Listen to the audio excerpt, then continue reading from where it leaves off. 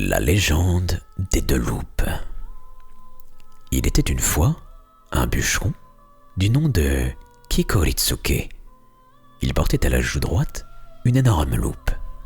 Cette infirmité l'affligeait beaucoup, car chaque fois qu'on le voyait passer, les voisins riaient, surtout les jeunes. Un soir, il achevait de couper du bois dans la forêt. Tout à coup, un violent orage éclata, accompagné de fulgurants éclairs et de sourds grondements de tonnerre. Le bûcheron se réfugia dans un tronc d'arbre et attendit. Vers minuit, les nuages se dissipèrent. Le ciel s'ouvrit et laissa passer les étoiles. Kikoritsuke se disposa à partir. Subitement, un bruit étrange l'arrête.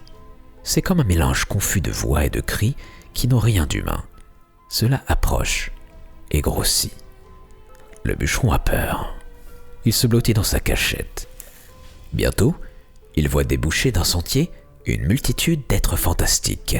Chacun a une tête d'animal. Tous ont un corps d'homme avec des pieds de chèvre et une queue de singe.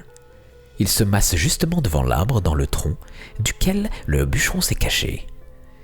Ils déposent 2 lanternes et leur panier, s'assoient sur l'herbe et commencent un repas. Kikoritsuke comprend que ce sont des lutins, les lutins des bois.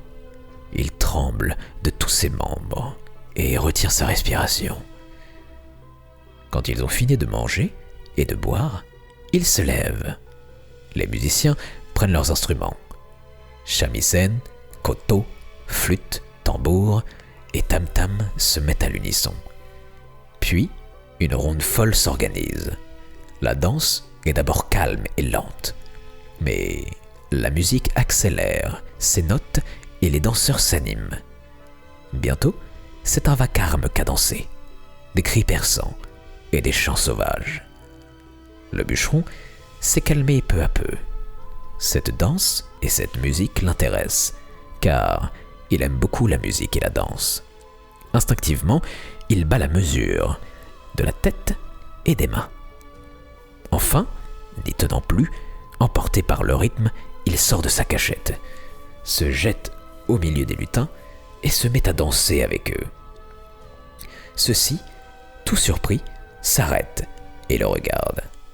Lui danse toujours, et il danse très bien, presque aussi bien qu'eux. Les lutins, émerveillés, applaudissent.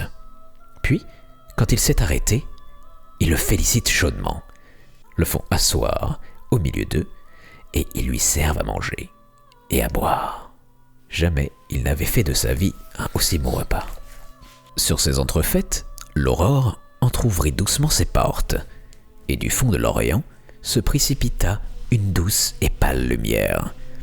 Les lutins se disposèrent à partir, car les lutins n'aiment pas la lumière. Le chef de la troupe s'approcha du bûcheron et lui dit « Tu danses admirablement bien. Tu nous as grandement amusés.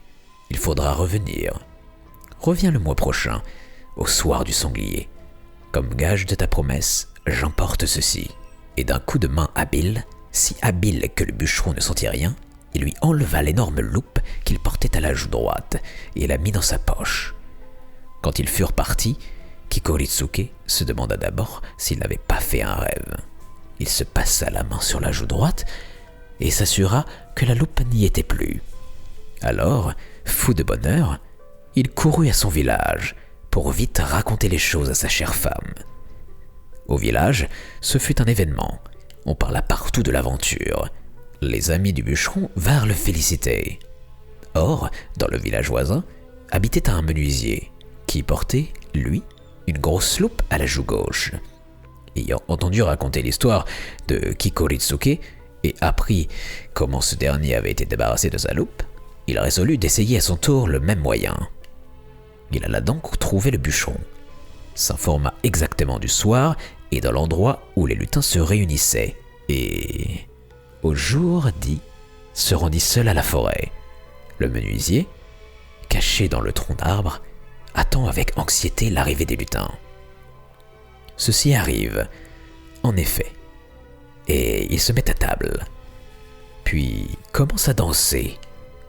Tout à coup, le chef de la troupe s'écrie à haute voix. « Le bûcheron de l'autre jour n'est-il pas encore arrivé ?»« Me voilà !» répond le menuisier en se jetant au milieu des lutins. Les lutins, tout heureux, lui font de profonds saluts et l'invitèrent à danser.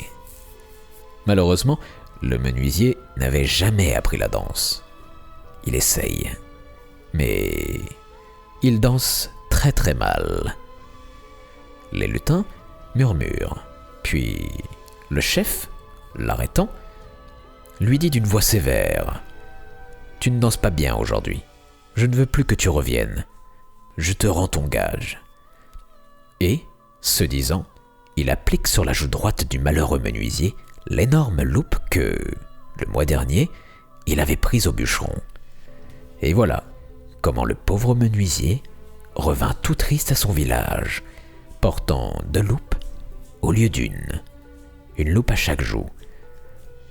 La morale: si vous ne savez pas danser, n'allez jamais dans la forêt le soir où les lutins se réunissent.